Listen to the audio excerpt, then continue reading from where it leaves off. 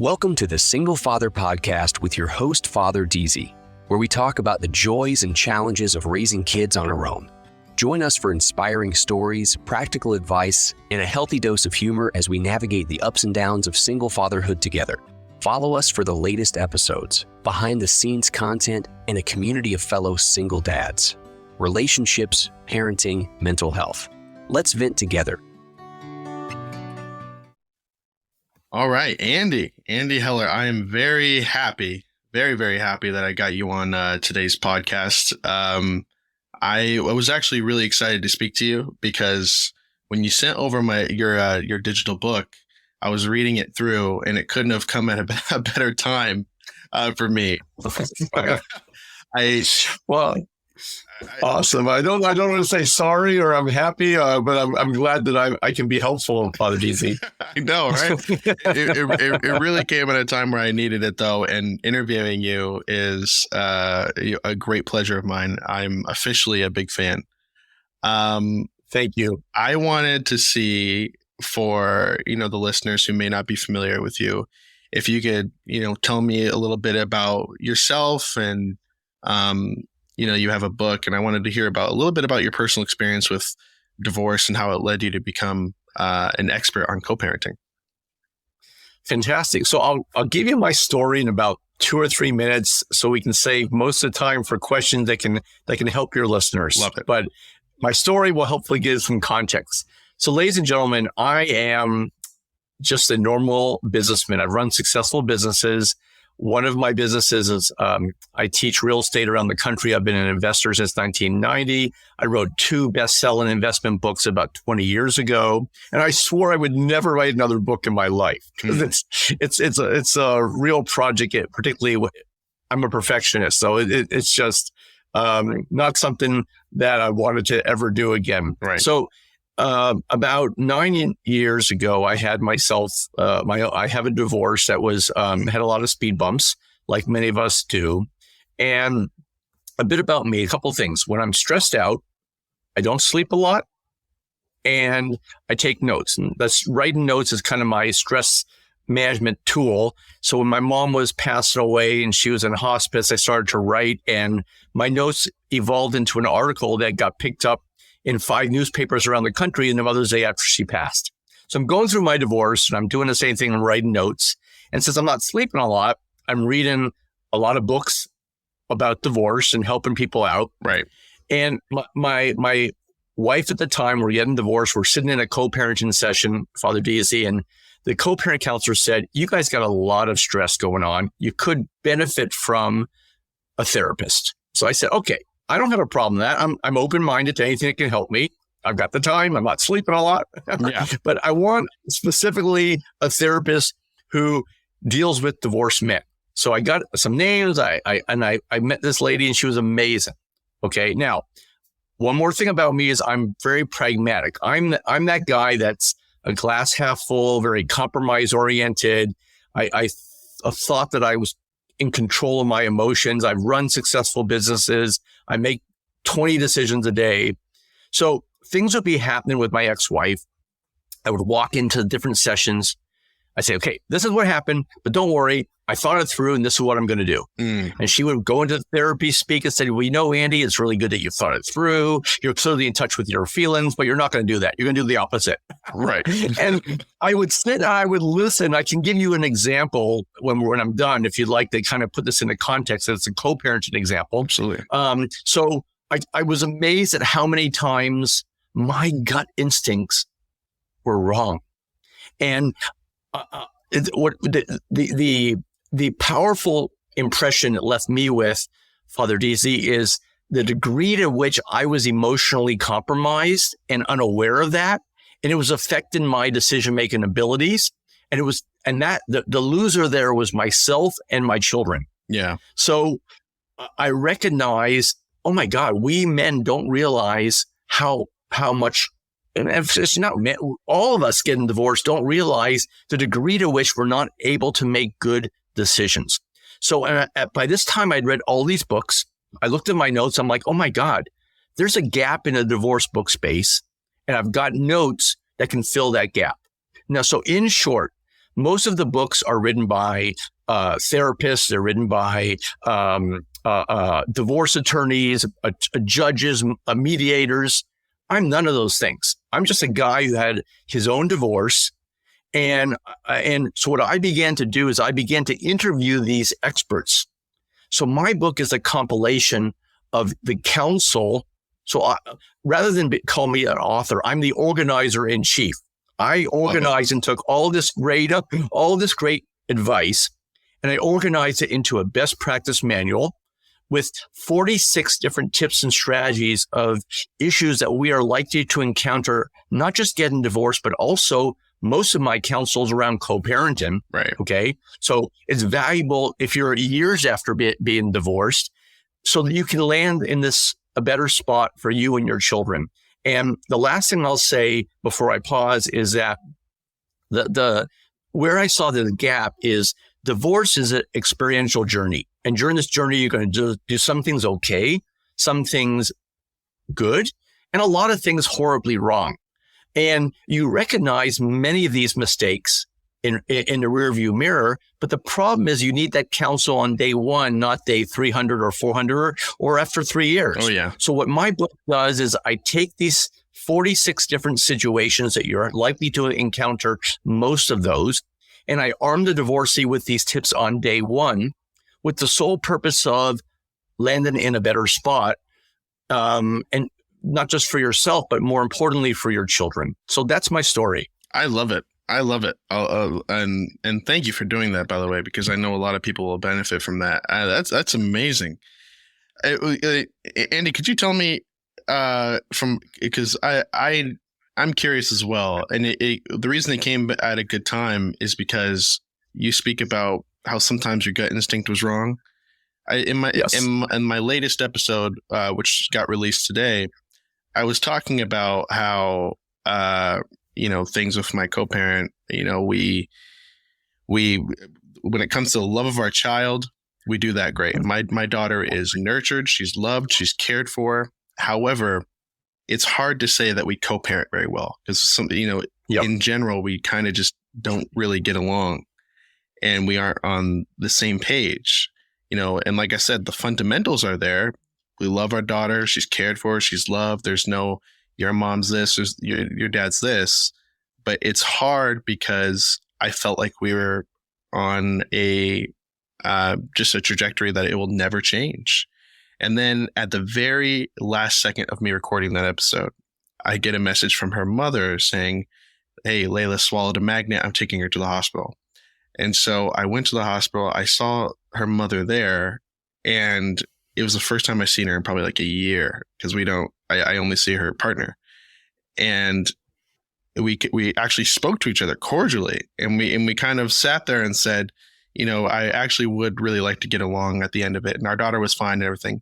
And I left that feeling, wow, I was really wrong saying things would never change. I thought it was just like a hopeless situation. And I wanted to ask you, what are some of the misconceptions that people have about co-parenting, and how can they avoid them? And have you ever had a situation where, someone like me is so certain about something, and then, maybe it's just their own personal ego, or I don't know what it was getting in the way of me thinking it would never change? Well, I'm going to be kinder to you. First of all, it's not your ego. It's simply you're coming out of a tsunami. Many of these divorces are coming out of a tsunami. And we kind of get mentally stuck in that moment. It's not hopeless, Father Deasy, and to all of you guys and gals that are listening, the good news is it typically gets better. Mm-hmm. And one of the reasons I wrote my book is there are steps that you can take to accelerate that process, because it is an optimal situation that you can speak to your former spouse, and you don't have to go through a third party, or you don't have to avoid topics that are really ideally you want to be talking for the benefit of your children. Right. So, one of the things I can, the takeaways I in all these interviews I did with these dozens of couples that went through their divorce is that everybody's complaining about their former partner. She's complaining about her. She's complaining about him. It's so, and the thing that I would say to you, probably one of the most powerful takeaways from my book, is that we divorcees cannot control what our spouse is going to do or not going to do, or former spouse. Right. You can only control yourself. So I'm not sure how far you got along on the book, but one thing about the book, the counsel and the advice is unilaterally based. What that means is that there are things that we can do ourselves that do not depend on a reaction or response from our former spouse, but these are designed to result in him or her changing their behavior on how they work with us. They don't all work.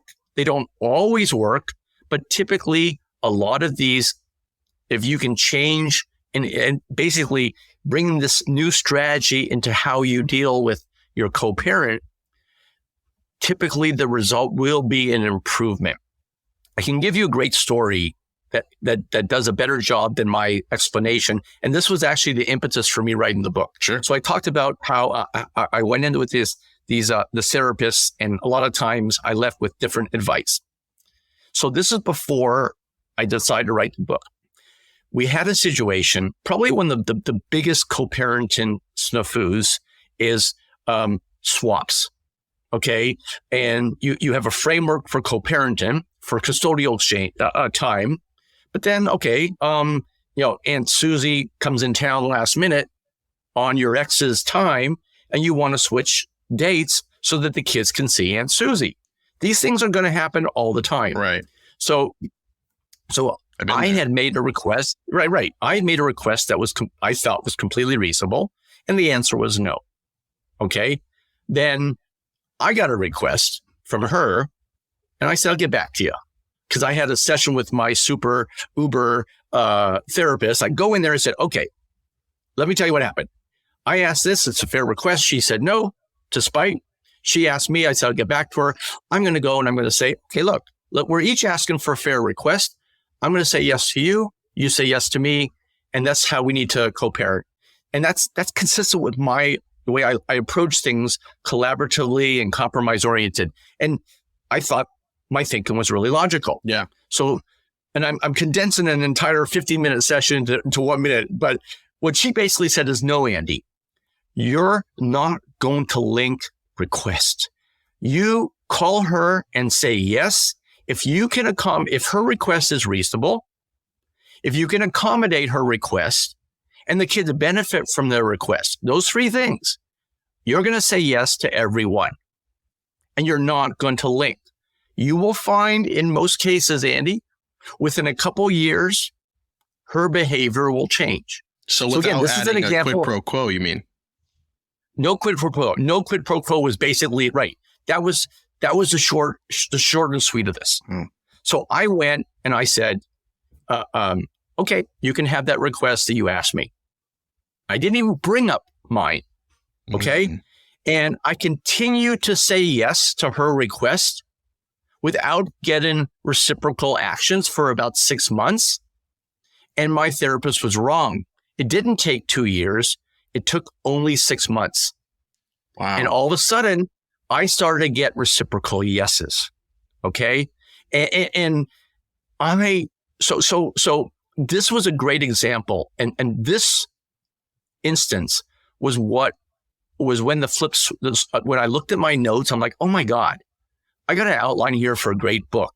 And I recognized the degree to which my instincts were not right. Okay. And so this is a great story because you'll notice, everybody, the only thing that I did was make a unilateral change that I could control. And I in no way linked it. And those three checklists, those three things.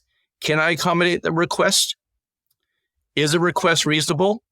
And will my children benefit from the request?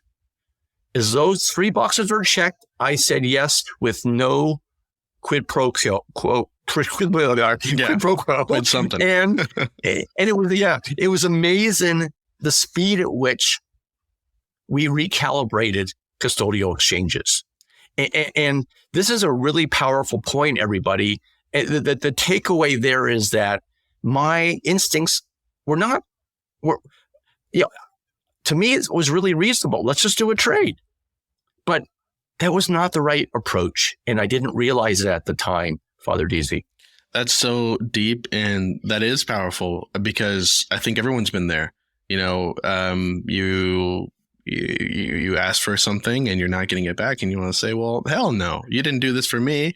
Or if you do that, but what you did is say, you know what, I'll just say yes every time. And eventually I'm certain that she will do the same. That's so deep. I love that. You know, in your book, you mentioned how one applies business skills to divorce negotiations. Could you give me an example of that? And could you also give me an example of kind of like a solution to improving communication with your ex, either before or after the divorce process as well? Because sure. Yeah, please. Yeah. So this is an angle of my book that is really unique in that I bring business negotiations and business conflict management skills into managing a divorce and co-parenting arrangement. And just to be clear, everybody, I took this and I had some therapists, respected therapists, look this over, and they said, this is brilliant. And in some cases, there are therapeutic similarities to what we do, but we've never seen it organized like this as a businessman does. So on the negotiation side, there is a suggestion in that chapter where you have your attorney prepare 2 offers to your former spouse for settlement. So maybe one gives a bit more money, one asks for a bit more time. That's just 2 examples. Yeah. And instead of giving one, because basically, and this involves a sales methodology. If you go to a client with one proposal, the customer will think, well, I'm going to compare your proposal to your competitors. But if you go in with 2 proposals, both with your company, the customer will say, well, explain to me the difference between these 2. And they mentally shift from comparing you to competition to comparing 2 options from the same company. So you take the same approach in divorce. And even if the answer is, I'm going to take this option right away, the way your former spouse, your spouse at the time, and his or her attorney answers, and which of the proposals they gravitate to will help you accelerate your negotiations, and you'll know where to focus to get a deal done in weeks instead of months. So this one tip can potentially save the divorcee 5 figures or 6 figures in attorney fees by helping to shorten the negotiation process, by being able to focus and seeing where your former spouse is gravitating to. Wow.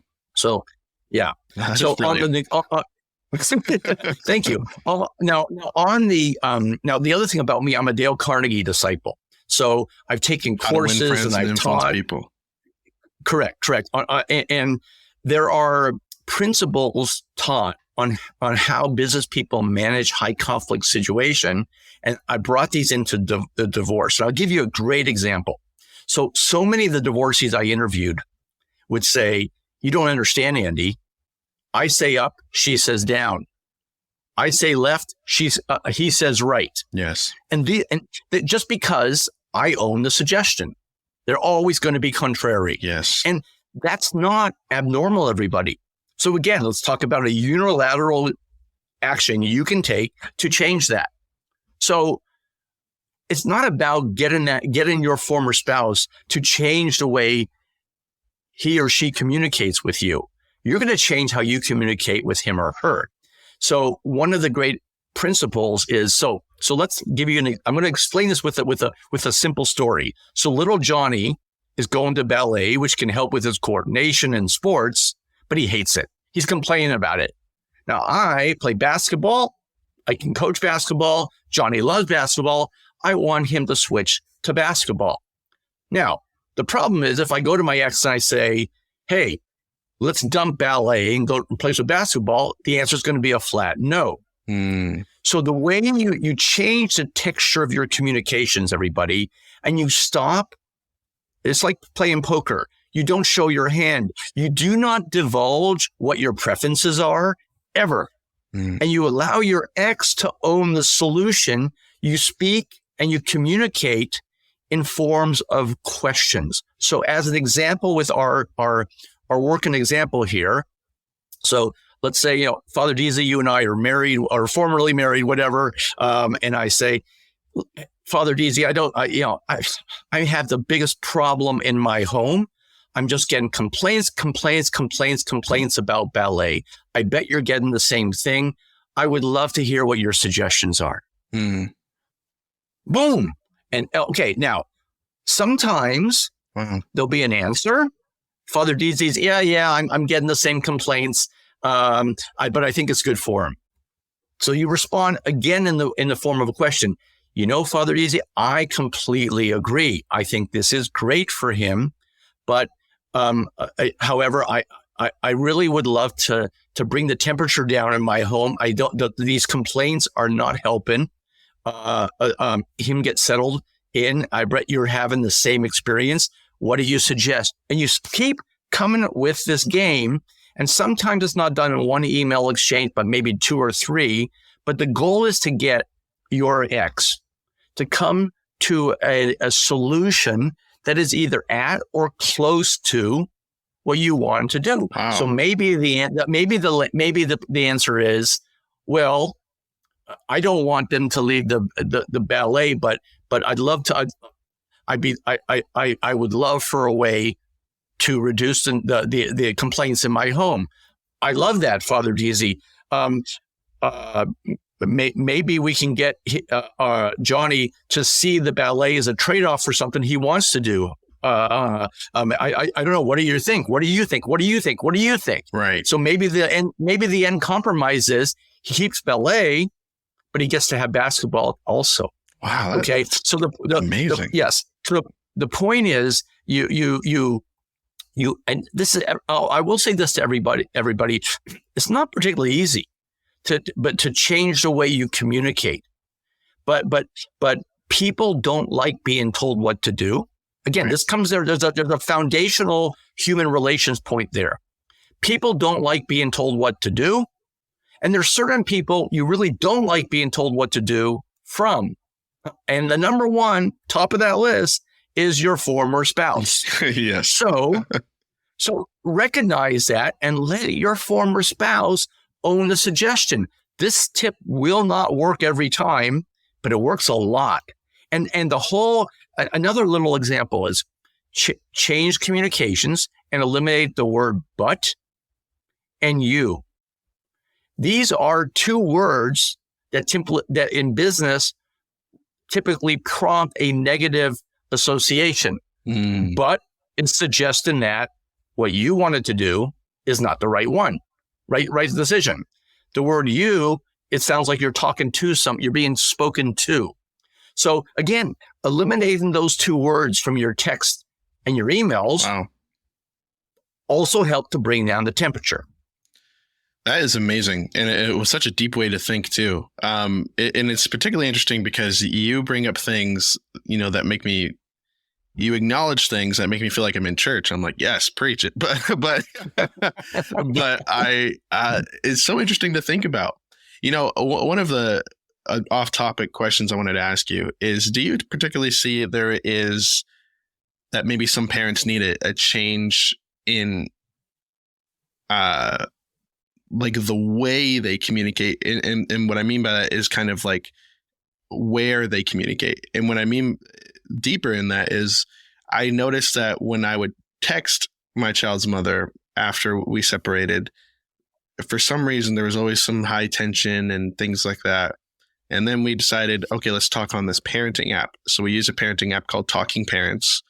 And for some reason, there's still a little, this and that, but it's more, it's better, I don't know the type of thing I'm trying to say, but I think you understand it's better navigated where there's not so much room for us to say anything outlandish, if that makes sense. Yeah. So let me actually speak. You may not have got to that point. I talk about parenting apps like that in the book, and they're really great. So in a high conflict situation, everybody, they're they're like a private communication portal, and some of these portals even filter out the type of words that are mean and nasty, and limit the type of texture of the communication. Right. They're really good solutions in high conflict divorces. But what I would also say is, ideally, you want that to be a stepping stone to be able to pick up the phone and speak, and to email regularly, because it's not optimal, but it is ideal in a high conflict situation. Right. So, but again, so I applaud you for your use of this portal. A lot of people are not aware of them. The good news, everybody, they're super cheap. You can even manage expenses, kids' expenses and stuff within these portals. True, yeah. And then they're really, really good. I have personal familiarity with a similar one, and we used it for about a year until we're able to start talking. And so great solution. In a perfect world, it's a stepping stone. And real quick, one last nugget on that. What I'm curious, what was that stepping stone for you to get off that and say, I think we're mature enough to, pick up the phone with each other, and where there's not so much contention and things like that? Well, what I would say to that, and I think that's a brilliant question. It's rarely a discussion where there's a common discussion with your former spouse that let's move away from this. What you will find is the level of toxic energy and anger and angst just begins to abate over the years, hopefully accelerated because of the steps you're taking in my book and other steps. Absolutely. All right. And you're going to find that you're not using the portal as much anymore because you're able to pick up the phone. And so there will be, in most cases, I find that there's just a natural gravitation away from it. The portal is great, but you got to be sitting down by a computer or on your phone. You got to take time. It manages things. It's a lot easier to pick up the phone or send a text. Hey, and the portal is not a solution for logistical situations that arise. Johnny's like, okay, I got to go to a hospital because my daughter swallowed a magnet. Well, you can't post that in the portal. You need to pick up the phone and say, hey, I'm on my way. Exactly. Boom. Okay. Yeah. So the portal has some limitations. So what I typically find is the simple, the gradual improvement that you're experiencing in your ability to communicate and co-parent will naturally create an environment where you don't need the portal any longer. So for me and my former spouse, it was like, hey, we're paying this. I mean, I'm okay as long as we're not nasty to one another. Are you okay to cancel this? And she said, sure. Okay.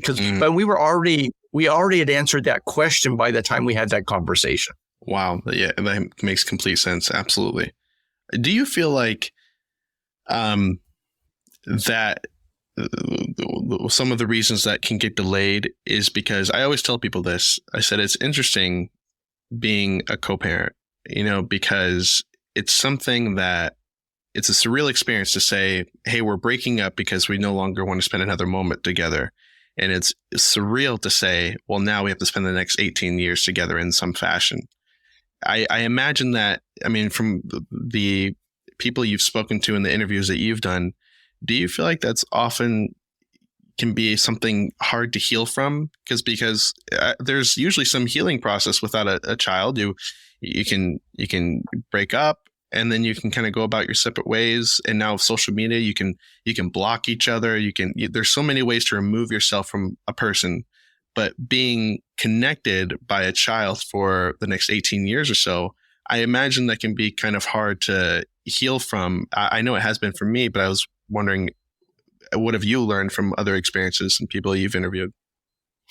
Well, I'm not sure if that's so much a question. I think you answered it perfectly. I think it is a situation that is highly, the way I would, my reply, Father DC, is that it's divorce is a highly unnatural situation because you got a girlfriend, you dated, let's say 2 years, and you don't want to take that next step, you break up. Yeah. All right. Yeah. You limit your connections with common friends. It's a very easy thing to control and insulate yourself. Even if you're in pain, it's easier to insulate yourself. It's impossible to do that in a divorce because you have these kids that will bind you with that person for the rest of your life. Very true. Yeah. Okay. So it's just impossible. So the solution is to try to get to a sweet spot in co-parenting, establish certain boundaries, because you're probably going to get a new partner at some point, and try to come to a working relationship. It's very similar in the business community to having to work with a colleague that you frankly do not like. Yeah. Yep. You're not going to leave your job. That colleague is valuable to the company for what he or she does. Very true. And you guys don't like each other, but you both have to deliver work for the benefit of the company and keeping your darn job. Great example. So it's a very unnatural situation because you are uncoupled, but you're connected. So this is where I think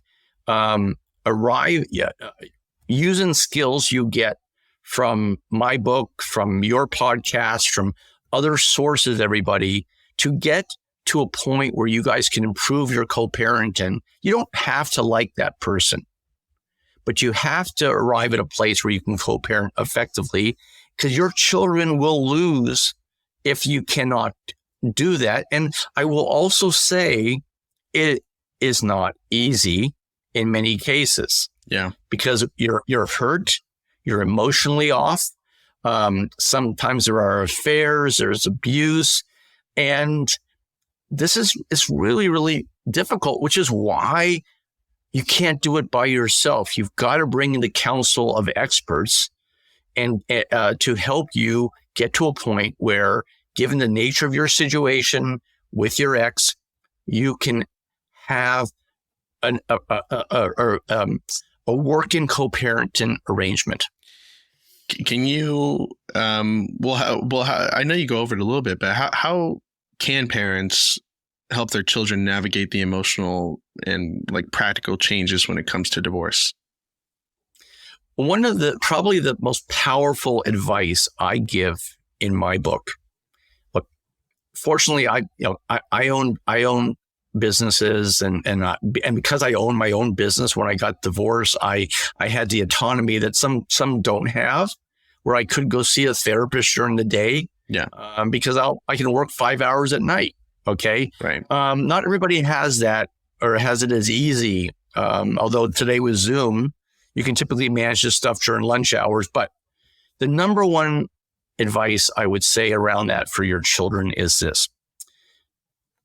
The honest, cold, hard facts, borrowing a statement from ESPN, is you cannot both be the disruptor and the healer. You are disrupting their lives by making a decision and a choice to get divorced. And I'm not saying it's the wrong choice. I'm saying it is disruptive to a child's life. The child needs their own advocate and sounding board. And that is not and cannot be you. Because you got your own crap to be dealing with, all right? You got your own emotions. So getting your kids in with a child therapist is absolutely one of the best gifts you can give your children. And now the types of therapists you can give to children, I talk about this in the book, is different. Younger kids are not going to sit on a couch. There's a subset of family therapy called play therapists, where through games that the therapist will play with the children, she can get a sense of what's going on in their lives and what help that they need to get through that. Older children, they can sit on a couch. They're not going to sit and need to play checkers or Monopoly to let them know how they're feeling. And you also, and I have to raise this, guys. It's not a good topic and not a good subject, but teenagers typically keep a lot of stuff inside. Yeah. And we see what's happening with teen suicide and teen drug use. Yeah. And you owe it to your teen, you owe it to all your children to give them somebody who can be looking out, focus only on them. They don't care about your drama. And if they see a warning sign, they can hopefully get that information to you, and you guys can get the child help before they go down a rabbit hole that they won't come back from. So if the budget is limited, I would say you get your own counsel from podcasts, maybe my book and some others, but spend the money on your children and give them a therapist and insist on it. Say, you want your allowance? Fine. You got to meet with this person 3 times a month. That's it. All right. And for those that say they can't afford it, I'm going to push back and say you can't afford not to. Because if your child gets into problems, some problems they can't reverse from. Right. And B, these problems, and I talk about this in the book, these problems get progressively more expensive the older your child gets. And you'll spend a lot more on solving these problems than the cost of the therapy. Wow.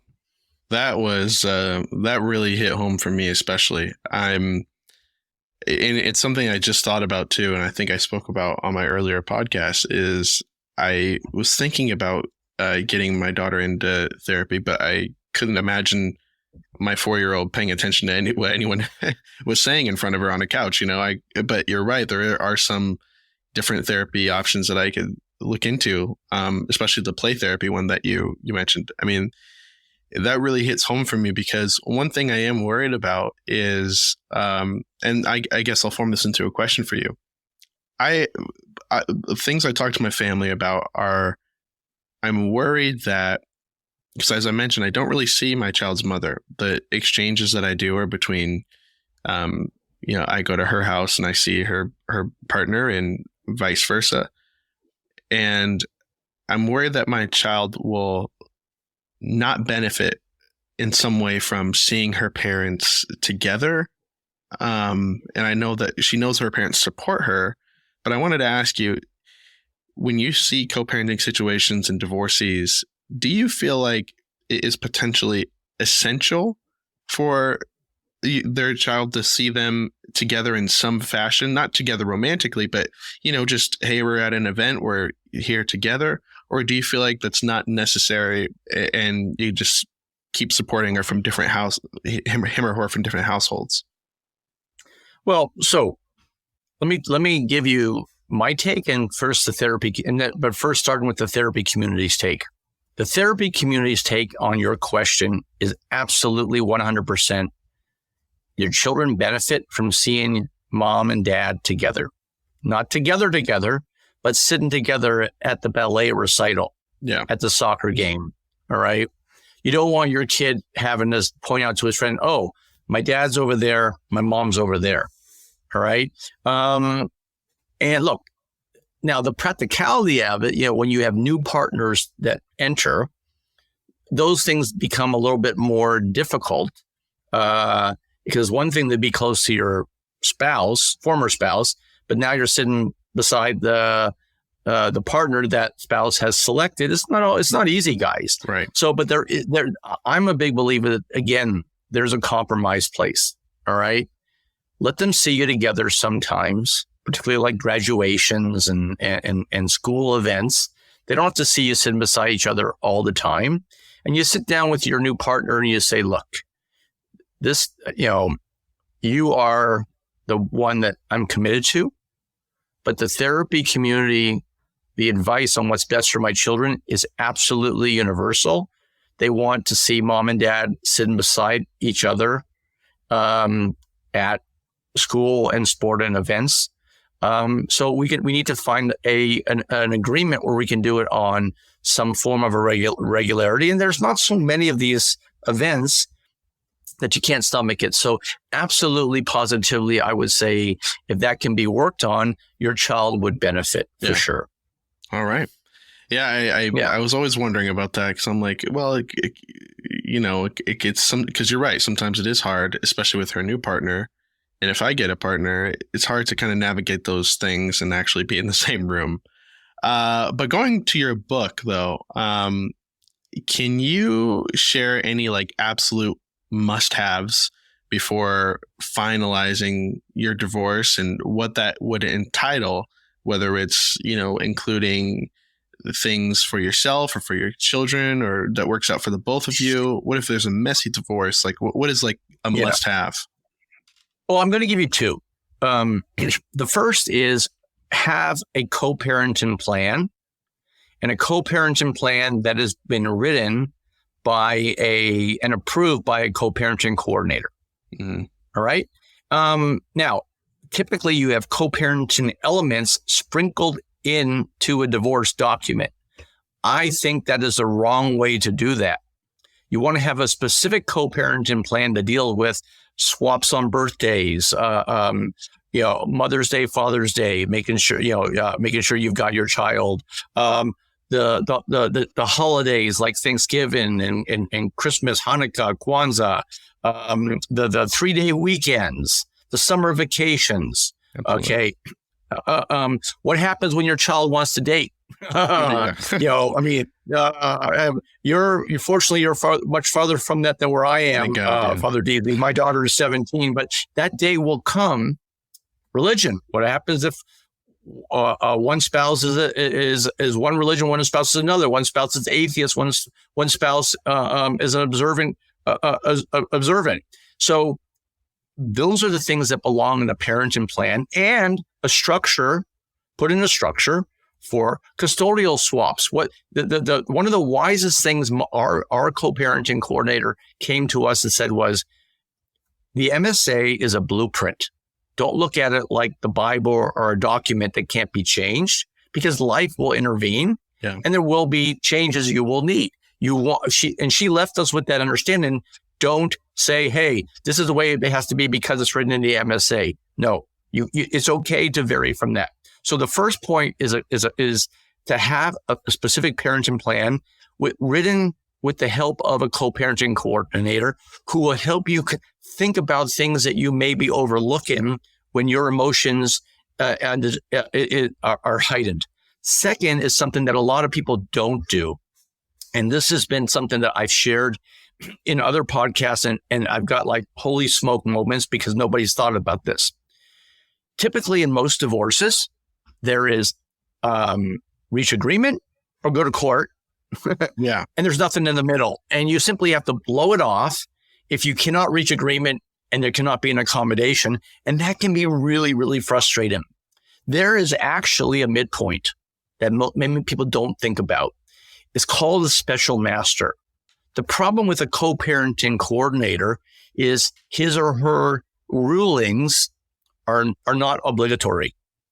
Okay, so if you have an obstructive former spouse, he or she can say, okay, I don't care what the co-parenting counselor says. My answer is no. And then you're stuck. And that's really frustrating, or the issue doesn't warrant going to court. And I'm going to bring in a Dale Carnegie human relations principle at the end of this. So there's something called a special master, where the divorcees write out an order of with items that the special master can rule on. They give this to the special master, and the special master's ruling or decision is binding. And so in other words, you can solve issues for a couple $100 instead of $20,000 when they arrive, because you've inserted a special master and you both agreed to this in advance, and you've given that special master an order of things he or she can rule on. Now, you might say, well, my ex is not going to agree to that because he or she is this, that, this, or that. Mm-hmm. Dale Carnegie human relations principle. The people rarely see themselves as being obstructive or manipulative. They see you being that way. Wow. And the more manipulative and obstructive a person, the more he or she reflects that upon you, not upon themselves. So you'll be surprised how accommodating he or she might be, because they're going to look at this as like, oh, this is a great way for me to control you. And you're looking at it like, you don't need it for me. I'm the one that's reasonable. I need it for you. So you can be surprised. Yeah. You can be surprised. And the other thing about this is the beauty about special masters is that, and again, everything I'm saying to you guys is giving you in greater detail in the book.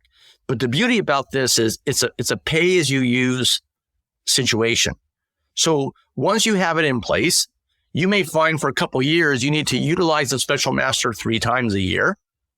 In the next 3 years, you have to use it once over the entire 3 years, or not at all. Yeah. But the fact that it exists there, the other part about this is that having a special master will result in amazing peace of mind, because you know that your co-parenting efforts and it cannot be obstructed unreasonably. And just knowing that exists there's a check and balance to your spouse other than going back to court. That's going to allow your blood pressure to come down. That's going to make you a better parent. That's going to better enable you to find yourself a new partner, all because you know you have this document that's going to keep you out of court, and it's going to keep your former spouse on good behavior. You know, you mentioned not to read things as the Bible, but I very well am considering replacing the Bible with your book, because you inspire me, because you talk about things, about questions that I have all the time. You know what I mean? When it comes to religion, dating, I mean, all of those things I have questions on, and you're absolutely right. But towards the end there, you also mentioned something that I think could save my life. And it's that there is kind of a lot of blood pressure sometimes when we don't agree, especially if we have kind of like a little spat, you know, because like I said, that co-parenting app helps from things going too crazy, but every once in a while there is like a little spat. And when that happens, I don't know what it is. Maybe it's like PTSD from going to court the first time, but it's like, now I have to spend money. Now I'm going to court. And I've thought that for the last 4 years and it's never happened, but it's always in the back of my mind. So, you know, creating those structures in place that you mentioned, I think is a really great example on how to lower your blood pressure and get a different, outcome or solution there. I mean, yeah, you know what I mean? It's those are really hard things to kind of shy away from. But, you know, speaking of emotions getting high, what are 3 tips for taking the high road that you would recommend when emotions are running high, you know, during a divorce and sometimes potentially after? Yeah, well, before I answer your question, I'm going to explain one of the misconceptions about my book. The title is Take the High Road, Divorce with Compassion for Yourself and Your Family. So somebody might look at the title and say, oh, this is about like giving away the farm, and I'm just not willing to do that. Actually, it's the opposite, Father DZ, and to all your listeners.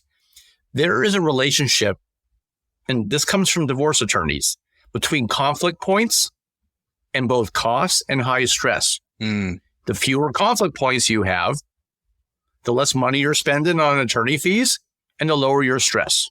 So is actually taking the high road will save you money and bring your stress down if you're only fighting about 2 or 3 things a year instead of 30 or 40. Right. Okay. Now, to answer your question about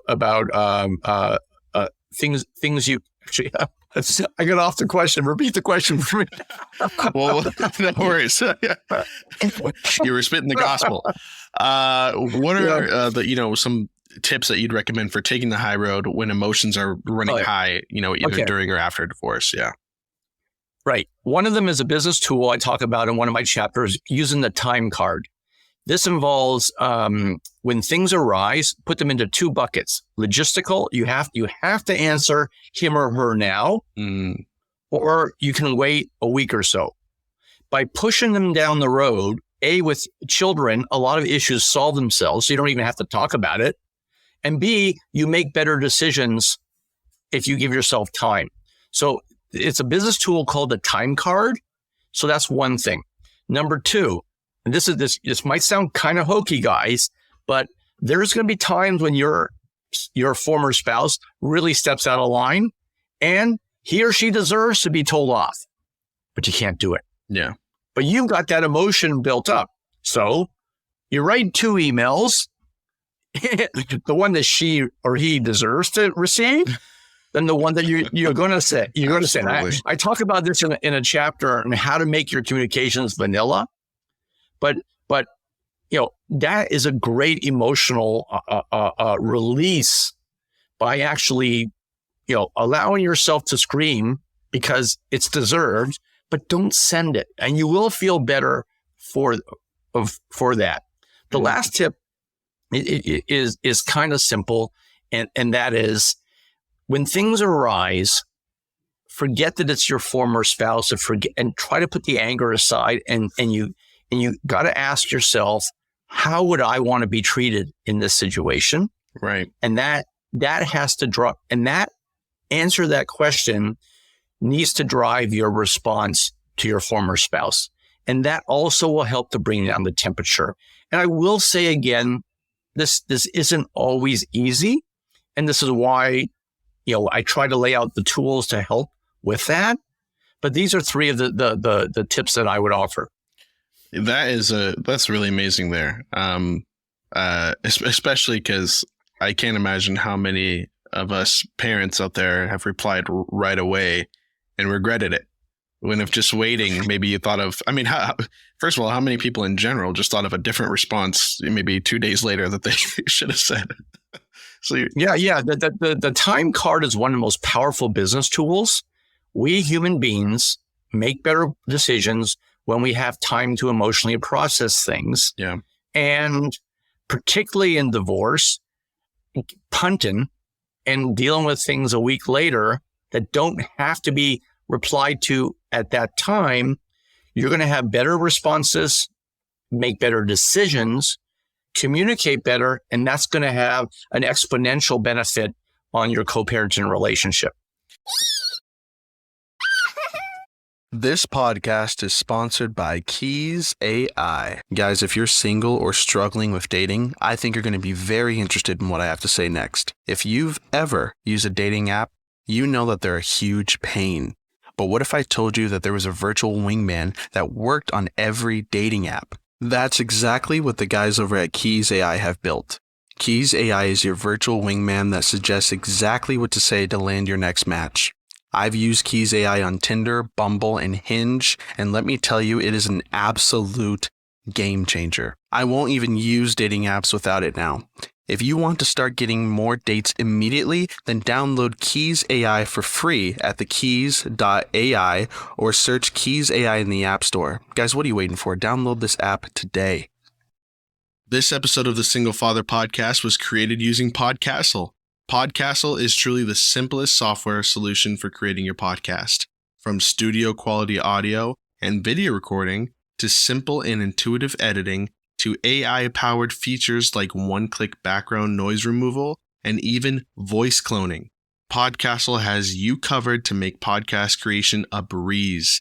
It really is an amazing all-in-one platform for audio and video content. You can give it a try today at podcastle.ai. All right, guys, before we continue, I just want to let every fellow podcaster tuned in right now on one of the best podcasting tools I've been using. So if you're like me and you've been spending hours on creating content for your show, we're talking show notes, timestamps, episode descriptions, articles, you name it, then Decipher AI is something you're definitely going to want to try. It's a new AI tool that just launched last year, and it's made content creation crazy easy for me. With Decipher AI, all you need to do is upload your episode transcript or audio to generate high-quality, engaging content for your podcast within minutes. No more hassle of researching, writing, and editing everything yourself because Decipher AI does all of the heavy lifting for you. Decipher AI creates episode summaries, segment descriptions, and even pulls quotes from your episodes so you can get content creation done in half the time. The best part? Guys, it's completely free, 100% free. Try Decipher AI for free today by signing up at www.decipher.ai. I gotta ask you, if you have you had any, you have a daughter who's 17. Have you had any experience of? I think one of the uncomfortable things that I'm going through is I do allow, we allow when our daughter's not here, we call her from the other home, right?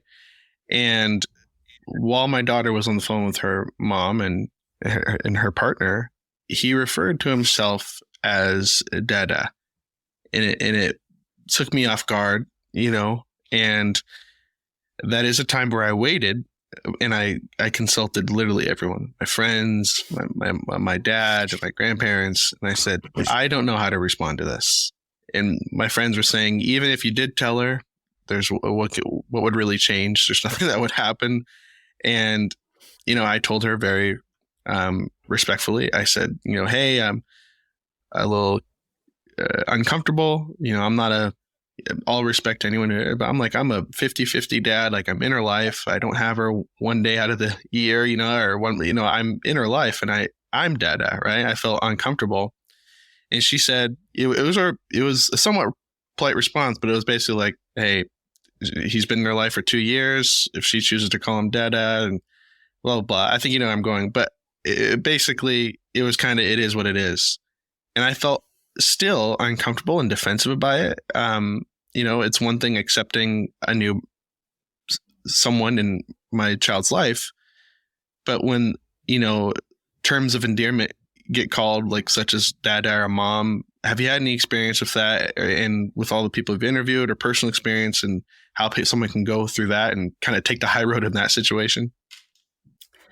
Yeah, well, I'm going to give a great example. When my former wife and I'm coaching my son at soccer, and I don't know much. I didn't really follow her dating histories so much, but I know one of the first early boyfriends was a British guy, and he gives my son a soccer ball. I'm like, what the hell are you doing giving my son a soccer ball? Who are you? I know you're just trying to win points with my former wife, but I'm pretty sure this was a therapy session at the time. Yeah. It really wasn't an easy thing to see, because that's my space. I'm the soccer dad, right? Not him. Right. I teach him. I coach the team. I kick the ball with him, not him. But I can't control it. Terms of endearment are different. So my advice on your situation is, this is a great topic for a co-parenting session, to ask if we can involve a co-parenting counselor. This would involve face-to-face, and this may result in improving things, because it has to be addressed with a co-parent counselor. Yeah. I think there's two parts to it. The first part, you really can't control what happens in her house. That's her life. But the second point is that I do think there should only be one Dada. She can find, there's 1,000 different terms of endearment she can use for the stepfather. And a cute one, I've remarried I have a lovely stepdaughter, and she's actually an adult but doesn't drive. Mm-hmm. And she calls me I'm Duber, Daddy Uber, because I'm driving her all the place.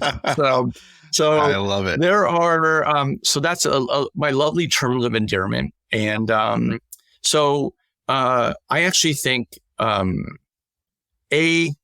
you can't control what happens in her home. And as long as your daughter is safe in that environment, that has to be paramount.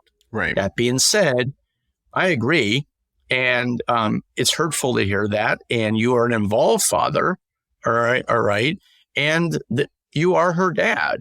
So there are so many other beautiful and loving titles that this gentleman can have that don't walk on your space. So I would say this would be a topic. Now, I would not address this myself. I think this needs to be done with a third party.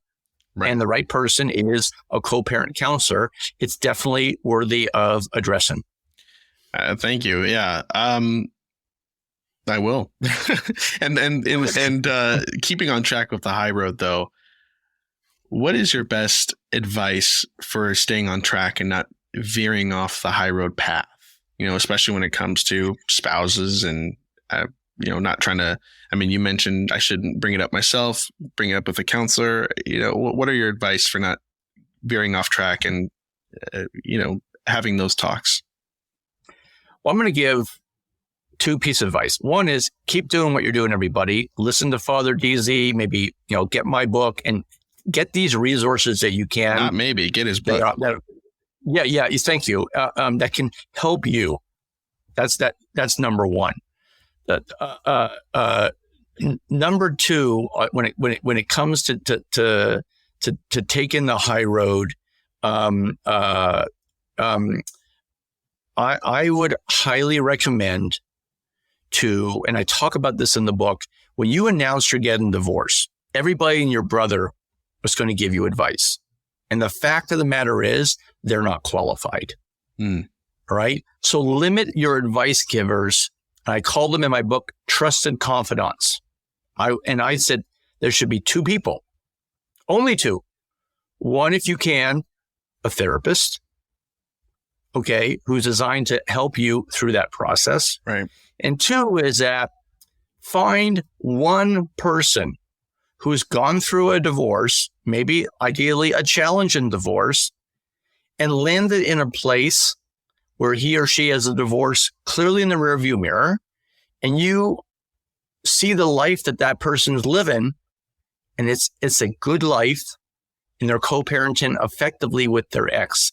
That person is probably a lot more qualified to be your sounding board than all these other people that are, because they're not going to be honest and they don't have context. True. They don't have the training. All right. And frankly, they're on your side. You don't want that. And that's why the therapist is the number one person, because the therapist, well, you might be paying his or her bill. The therapist is looking at the situation objectively, and the therapist has seen the situation dozens of times before, and the therapist has training on what's the right decision, not just for yourself and your former spouse, but for your children. So my short summary after my long-winded answer is limit your counsel to one or two people who are qualified to be your sounding boards. And that's going to help get rid of the white noise and give you clarity on what the right decisions are for you to make as these issues arise, and they will arise. I love that. Absolutely. And when trying to navigate, different counseling and arrangements within divorce and co-parenting, I wanted to ask you a question about, kids transitioning into both homes. How do parents navigate that as well? For instance, my daughter is someone who, for the most part, her whole life has always been 1 week on, 1 week off at different, but I remember a brief instance when I was younger and my parents got divorced when I was like 16 or whatever, 15. I actually didn't like going back and forth. I felt it was kind of annoying. And how should parents navigate that when maybe their kids are being frustrated with transitioning between household to household? Okay, I'm going to try to do this in 1 or 2 minutes because this is actually, I think, 2 chapters. Today, there is a lot of different ways this can look. What I will say, there is no right or wrong way. There is the way that works best for you and your former spouse, and more importantly, for your children. There can also be dynamics. You take if one or both spouse travels on business. If, let's say, your day job is a restaurant, so you're not available a lot of evenings, you might need to be a very modified custodial structure that gives you more afternoon time. Okay. I'm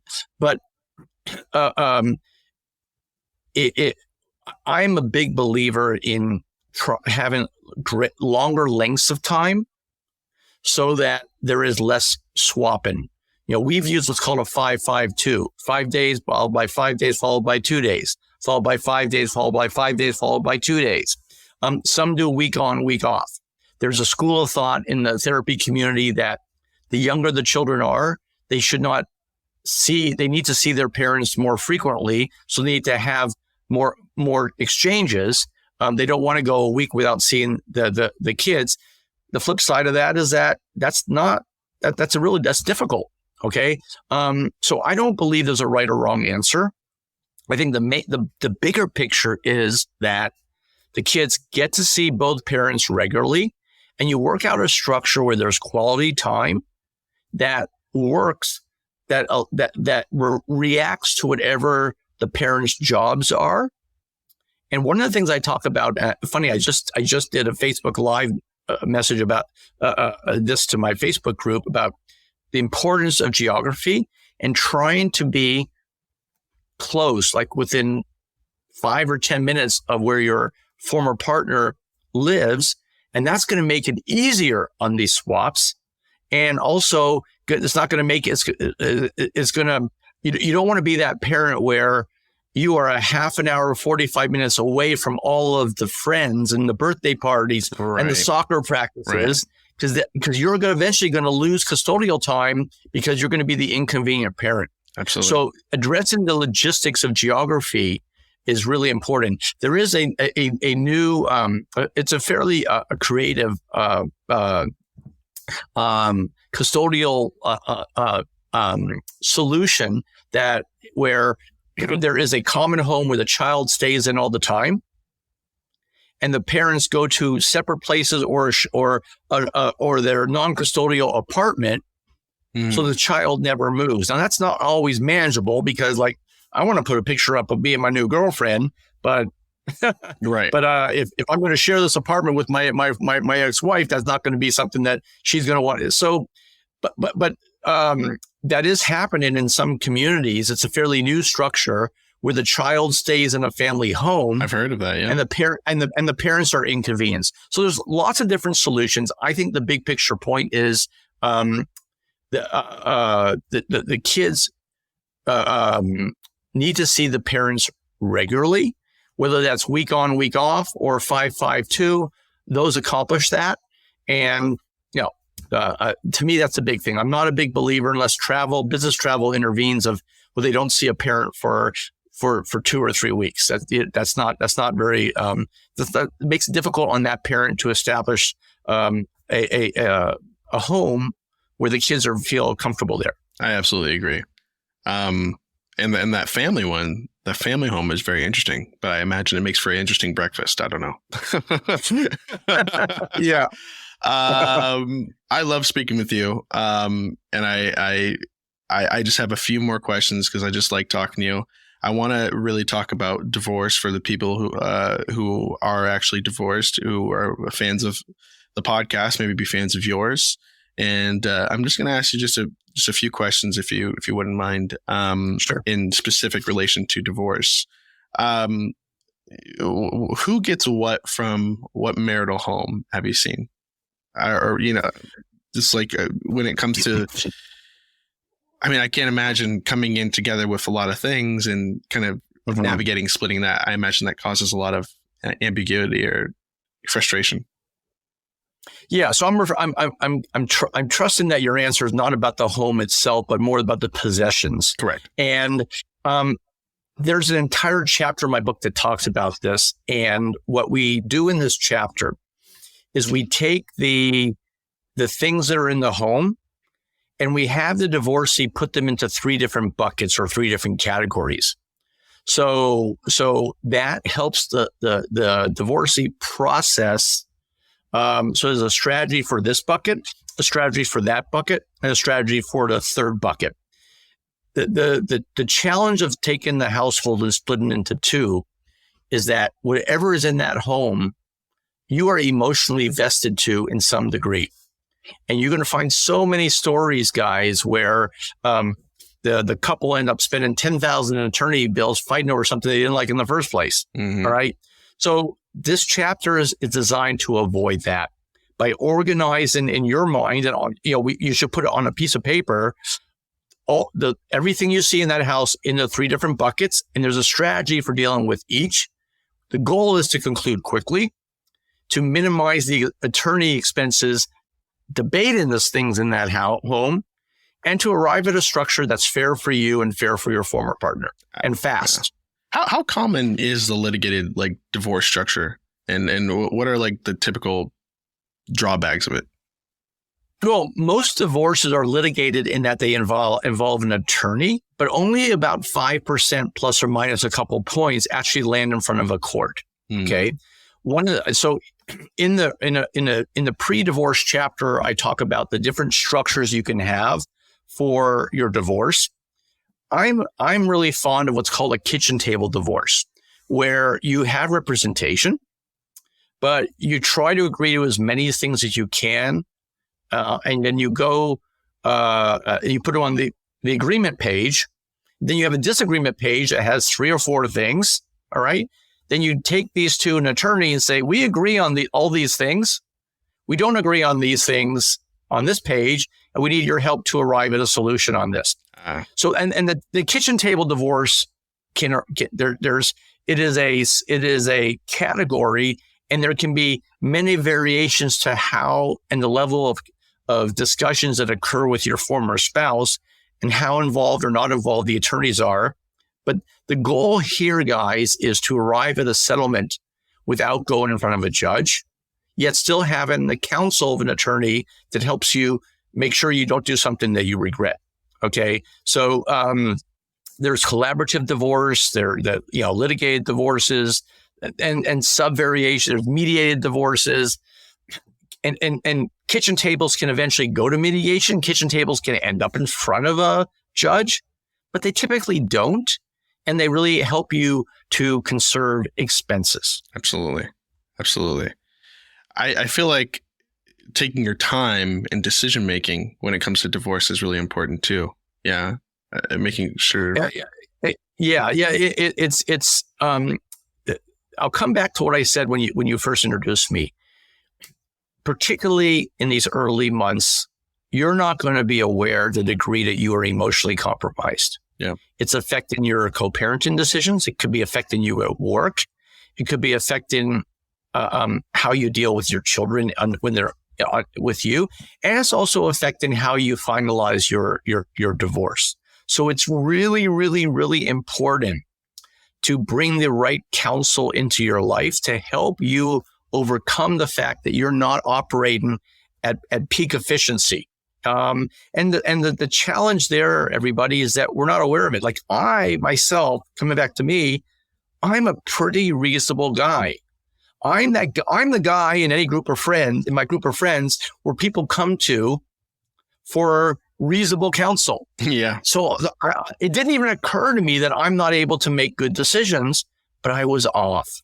And so we all can be, we're all human, and recognizing that and bringing the right people into your life, taking time, like you say there, Father DZ, this can help you make better decisions when it's not easy to make good decisions.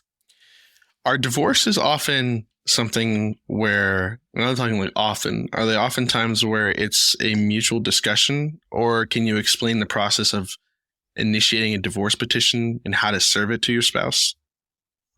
Sure.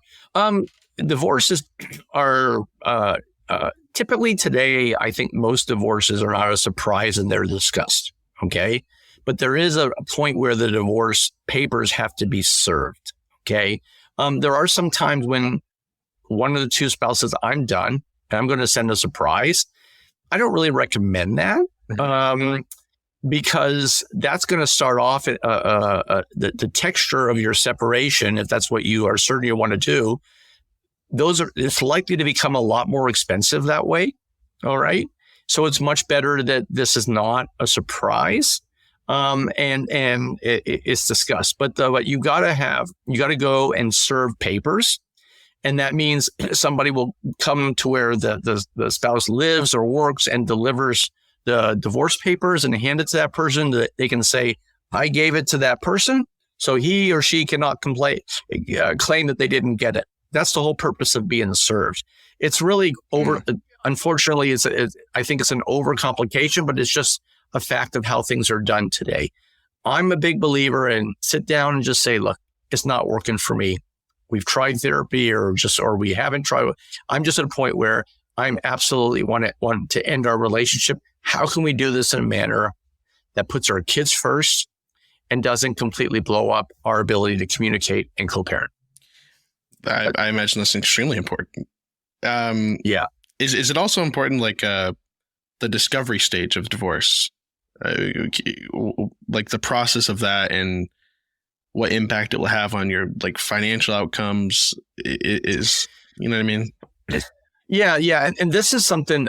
There's something a friend of mine said in my book that, and I don't believe it, but I wrote about it because I think it's important to state this. That he was of the belief that in the discovery process that Father Deasy is referring to, as the financial part of your divorce is concluded, you've got to show all your assets, even the premarital assets. Okay, this guy's belief was that because when an attorney sees that, they'll just make sure you settle just before it's over. So it's almost like showing an attorney how much money you have to work with. So, what the potential gain is there. Yeah. I think that if you have a good attorney, and there's so many good divorce attorneys, they don't all operate that way. But the problem is that if you can't control the attorney that's selected by your former spouse. Yeah. So they might have a bad attorney who's like, I'm going to milk this thing. So the discovery stage does require showing, but this actually comes back to, remember that tip I talked about giving 2 settlement offers? Yeah. Right? Yeah. And then it's not where you're picking between one or another company. You're picking between the same company, 2 different offers. Yeah. And in that chapter, I also talk about if you're the one who has more of the income, then in the settlement offer to put a bonus for quick settlement. And you can frame it as such as that, let's say you're divorcing Susie. Susie, look, we got 2 choices here. It's really simple. We can fight and give this bucket of money to your attorney and to my attorney, and they'll take that money. All right. And we can end up hating each other. Or here's my thought. I'm going to give you X thousand of dollars as a bonus outside of our whatever support we agree to and the other parts, so long as we're done in 2 weeks and our cumulative attorney bills are less than X number, 20 or 10 or $15,000, whatever that number is. I'm going to give that money to you that you can use to restart your life. I'd rather give it to you than the children. Now, this might sound, I don't want to do it or anything. No, you're not doing that. So I'm just going to play with numbers. Instead of giving 2 attorneys $300,000, give the money to the mother or the father of your children so they can use it for your kids. And that's really a better use of that money. So yeah. So the financial disclosures is something, it's really good that you brought that up. It's something that is required for, as far as I know, in all 50 states and 13 provinces, it's required. But there's ways to address that, get in front of that and go into your former spouse and saying, or your spouse at the time and saying, look, let's keep this money in the family instead of giving it to attorneys. Here's my thought. Here's a quick settlement bonus. And you tie it to it being done in 2 weeks or 4 weeks and having cumulative legal bills that are less than this number in order to activate that bonus. Once you pass that, bonus is off. So I think that's brilliant. That makes a lot of sense. So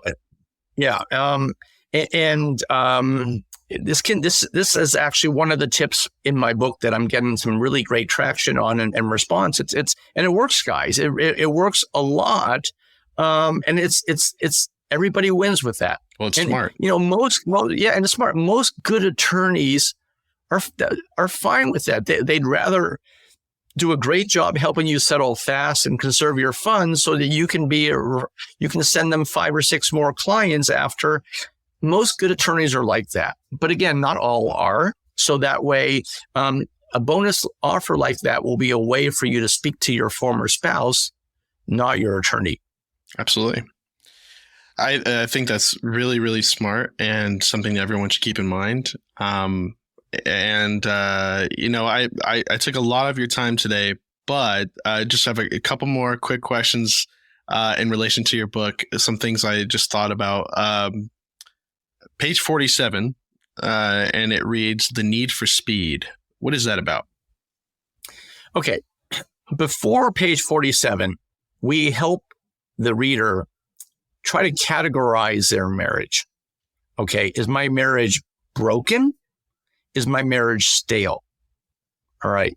So at this point, you've determined that your marriage is broken. Mm-hmm. The need for speed means that the faster you get on the backside of your divorce, the faster this new chapter in your life begins. You don't want to be that divorce. And some of these interviews, they were 3 years, one family, they were 15 years before they actually finalized their divorce. Wow. Okay. So the faster you get on the other side of that, the better it is for you to repair your life and become healthy again. And I will say this. So my hope is that all of you are listening who are getting divorced or got divorced, that you will eventually find good new partners. Mm-hmm. Okay. Maybe you said, look, I'm in no rush, or we're sharing insurance, whatever, blah, blah, blah, blah. Okay. Let's hear again, cold hard facts. Some of the best women out there that could potentially be your new partner, they're not going to give you the time of day until you're divorced. True. You may try to explain it all you want. Well, the reason why we're staying married is because of insurance or this or that. The bottom line is that's just not going to work. Yeah. Bottom line is you're married. So now it's not going to restrict all women, but it will restrict a lot of them. And frankly, I understand where they're coming from. Okay. Yeah. Same thing with men. I had a date when I started dating again, and I remember what she said. We got together, and I would always speak to my dates that I might meet online because I want to just filter out. I'm running a business, and I can't afford to spend tons of time on this, but I'm lonely. All right. Mm-hmm. So we met, and I remember she said, "Oh yeah, I'm separated," and I was at that time separated. Okay, but I was living separately. All right, truly separated. But she was explaining, she said, "Oh yeah, well, he's upstairs, and I'm downstairs, and we have different floors." Yeah. And then during the conversation, she said, he really wants to get back together. And I said to her nicely, I said, "Okay, look, if you told me on the phone when we spoke that your separation is defined as living in the same home and your husband wants to reconcile, I would have said, look, you seem like a really nice woman, but let's connect in 6 months, not now." Right. This is too early. My point here, everybody, is that the need for speed is about once you've made the decision to get divorced and that's the right path for you, you want to be that story that gets it done in months, not years. Right. Absolutely. And why is that, by the way? Why do people drag? Because I see that in movies all the time too. And personally, I've never been divorced myself, but why do people drag their feet with not pulling the trigger on divorce? Not signing the papers. What's the main reason for that? There are a lot of reasons. Some just are lazy. They don't get around to it. It's like, okay, their lives are separated. Then they look at the divorce instrument as being the final nail in the coffin. Not the final meal. Yeah. There are times there's obstruction from one of the two parties. Okay. That is delaying it intentionally. Well, look, I'd rather alimony start in 6 years. So right now, because he's paying for everything right now anyhow. So sometimes there's obstruction there. And sometimes there's a perceived benefit such as insurance or taxes. But my point is that it's not worth it. The number one most important thing after your children is your mental health. And the faster you can go mentally put this chapter in the rearview mirror, other than co-parenting, the better the rest of the next stage of your life is going to be. That's what the need for speed is, that once you've made that decision that is the right path for you, get there as fast as possible so you can begin the healing you need to, that parts of the healing process do not really commence until the divorce is finalized. And that's the other reason for wanting to get it done as fast as possible. I love that. What is the chapter that you have called Changing Roles? Could you expand on that a little bit to listeners? Yeah. This is one of the most, one of the funnest chapters to write. The book is not about my divorce, but there were some experiences that I encountered. I said, this could be a good chapter. I would go speak to attorneys and mediators and therapists and get their take. And then that's how I do interviews. And that's how the chapter formed. Yeah. This chapter formed from my personal experience. My ex-wife, she was a spectacular homemaker. All right. Just wonderful. I mean, she could pull crap out of the refrigerator and make a gourmet meal, and I was a workaholic guy. All right. Mm-hmm. So I was determined not to be a mac and cheese dad. When we split up, my kids were gluten-free, nut-free, and lactose intolerant. They're not even poor, but can you imagine learning how to cook with those 3 restrictions? I hear you. I rolled up my sleeves, everybody. I got out some cookbooks and I started to experiment. I was determined not to be mac and cheese dad. Another great example is that let's say your wife, she's great with numbers and she does all the family budget. All right. So all of you are going to find that as one household splits in 2, there's certain things that your former partner did superbly, and that you maybe didn't do at all or had a very small competency in. And you need to acquire those skills on some level to be able to run a household on your own. A great example that affects a lot of households where one spouse works and one spouse doesn't. All right, you have a stay-at-home dad or a stay-at-home mom. Is the spouse that works tends to be left involved in arranging play dates and school activities. They don't know the doctors as well. Yeah. Well, guess what? You need to take an inventory assessment of everything your spouse does that you don't have a competency in and start working on. And that's what I mean about changing roles. And the solution there, everybody, is recognizing and coming up with that list of things that you got to acquire competency in, and then coming up with a plan in each. I talk about in the book, going to meet with, calling your accountant and saying, look, my wife, she's amazing with numbers. We're splitting up. Will you give me an hour of your time and help me with balancing a budget and maintaining a family household budget? I need some basic advice. All right. To go and taking a cooking course. All right. Calling these parents and saying, hey, look, we're splitting up, but I want to have you guys over for dinner so you can see me parenting on my own. We can get to know each other. It's not just going to be my former husband. I was working, and now I'm going to be working and being a primary caregiver. I want you to get to know me too. So the beauty about most of these things in changing roles, it's not a difficult process to acquire that competency, but recognizing you need to is really important. Absolutely. Which is so true, by the way, because after we split up, I'm like, I have no idea what her doctor's name is. We just always go. And I resonate with you on mac and cheese dad. I'm like, I refuse. I'm going to try my best to learn how to cook, and ordering HelloFresh and things like that and putting it all together. So yeah, I completely agree with you. That's fine. Yeah. And that's a great solution if that's in your budget. So, and the other thing that these steps do, everybody, is they bring the stress level down, because you recognize you're not dependent upon your former partner. You can handle these things on your own. Okay. Absolutely. So, all right. So it might be a situation where your former partner still takes the kids on 75 or 80% of the doctor visits, but the doctors. If there's an emergency on your watch, you know what to do. You don't have to call your former spouse first. Absolutely. Oh, you have made me so happy. Really. I mean, it's nice talking to you. What it is a single father podcast, and I'd be remiss if I didn't ask you, what are some advice that you may have for newly singles getting back into the dating scene? And please, you have to assure me, single fathers are at least more common than people give them credit for, right? Right. Well, clearly, I mean, I wrote the book. I'm a man, and my book is intended to be unisex. But I'm a guy, and I cannot escape the fact that I put trousers on in the morning. Right. So I have a couple big pieces of advice there, guys.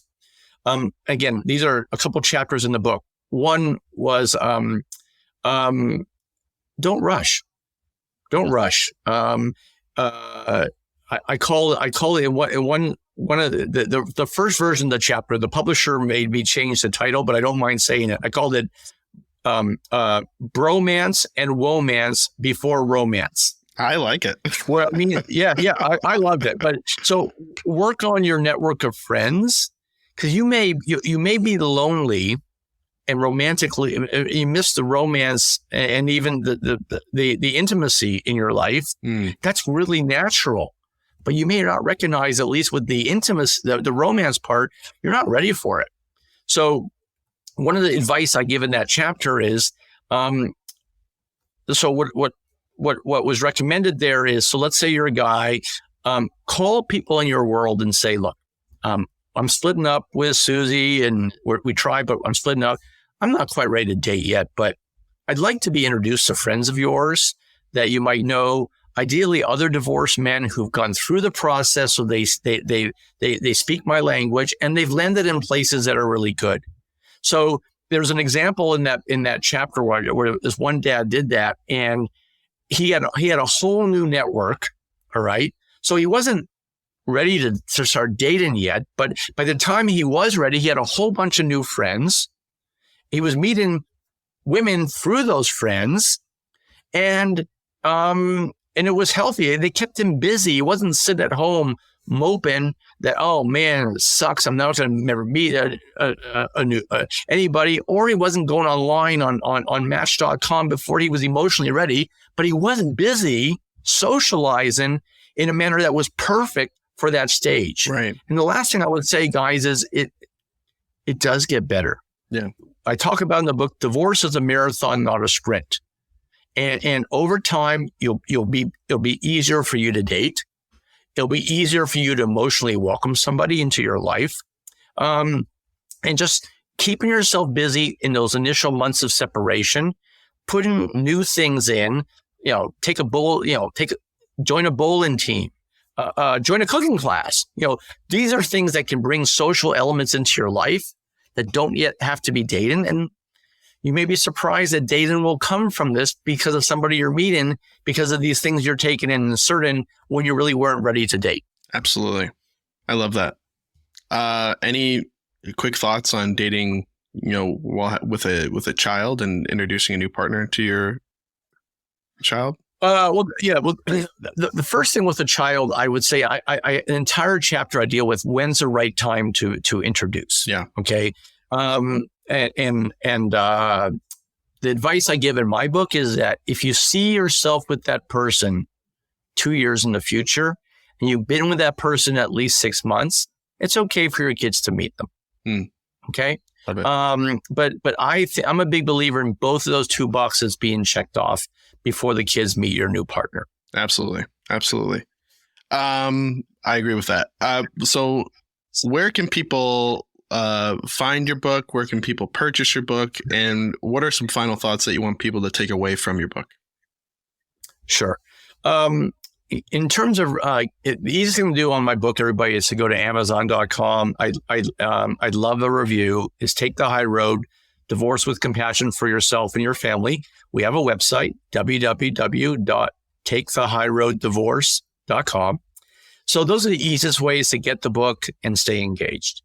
My big picture message, I'm going to kind of repeat what I said earlier. My title infers it's about, just compromise everywhere and give the farm away. And that's the attitude to take. that's not what my book is saying.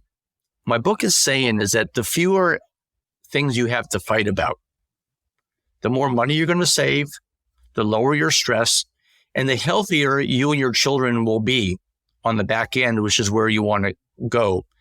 And it's not easy to take the high road. It's not easy to always make these right decisions. And my advice would be, besides getting my book, is to continue to attend podcasts like this and to recognize that I'm going to do the self-help things that I need to help me land in that spot where I can be a great parent to my children or child, and that eventually I can go and find a new partner. I love that. I really do. Andy Heller, this has been not only cathartic but informative. I mean it. I was really moved by everything you said, and it's interesting speaking with you because as you were speaking, you kept bringing up things that I often thought about. That you answered all my questions in a way where I feel like, oh, I'm healed now. I can move forward. Thank you. I'm humbled. What I would say is, I feel like I'm going to talk to you for another 2 hours. If you want to have me back, I'd love to. Love for you to be back. Clearly, as a man, I probably align very well with your audience. There's few things that you men are not going through that I didn't go through. And that's why I wrote the book. And I think the last thing I would say to all of you is that I'm not somebody on a book tour. I'm not, this isn't my job. I have a great career. I wrote this book because I had these experiences. This is an 8-year project I worked on this, guys. I wrote it that if I have the counsel that can help 100, 200,000 men and women get through this process easier, and it can be a really painful process, then it's my pay it forward time. And so this is why I wrote the book, Father DZ. And I applaud all of you for seeking out podcasts like this and mechanisms and tools to help you, because I think to me, that's the first step, recognizing I need to have another voice beside my own to help make sure I'm making the right decision. So I applaud you all. I'll come back anytime you want. And I'll say to you guys, it will get better. But again, taking certain steps can accelerate the process, which is why I'm here. Oh, man, you make me feel good. I think everyone's having that sigh of relief that that we listened to something that really helped them. So thank you so much, Andy. My pleasure. My pleasure. I'll include a link in the description of this episode with your book so everyone can share in this experience with me. I hope you and I can talk again soon. I thoroughly enjoyed today. Anytime, happy back. Thank you, Andy. I'll talk to you very soon. And hey, thank you for being a guest on the Single Father podcast. Happy New Year, everybody. Bye-bye, Andy. Bye. All right, guys. That was an amazing experience. I loved it. Andy is just, what can I say about Andy? He's amazing. Speaking with him seriously and genuinely, he brought up everything that I wanted to know, hear, and get explained within his book and just about life in general. He really did help me. Please go follow Andy Heller. Go to his book, download his book, share his book, read his book. I really feel like it helped me with a lot of things that maybe I'm currently going through, or just, I don't know. What can I say? I'm kind of blown away by that conversation. I really am. Guys, thank you so much for being here and listening to the Single Father podcast. I'm your host, Kendall Donaker, aka Father DZ. Please go like, subscribe, and share this episode and the show in general. If you like the episode, if you're just here for Andy, I hope you guys can tune around and leave a review and follow us on social media at the Single Father Podcast on Instagram, Facebook, YouTube, TikTok. I hope we can have you guys' support. Our website that we just launched is the singlefatherpodcast.eventpack.org. It'll be in the link in this description. Thank you guys so much for just joining me today and sharing in this really cathartic experience that I had with Andy Heller. And I will definitely hope that he comes back on the podcast again. This has been amazing. What more can I say? We usually go into the segment where we do mailbag, where I answer fan questions. However, we did go a little overboard this episode, so I'll save all of your questions. I'll do a double one next episode. Remember, we have a Patreon. If you want to become a patron of the podcast and support the podcast in any way, shape, or form, go to patreon.com/the Single Father Podcast, and you can join in some of our tiers that we have. We have 3 different tiers. Some of them require having, voting power on different topics that we discuss. Some of them are just get Patreon shout outs. And some of them's some really cool stuff, like including to our Facebook group, our private Facebook group that we have where we just support each other. All right, guys, that's it. Thank you so much. Let me know what you thought of the episode. And until next time, I'm Father Deasy. Thank you for letting me vent with you. Bye-bye. The Single Father Podcast with Kendall Donaker is a weekly show that explores the joys, challenges, and triumphs of being a single dad. Join us as we share stories, offer advice, and provide support to other single fathers. Follow us to stay up to date on new episodes and to connect with other single dads in our community. Don't forget to like, subscribe, share, and leave a review.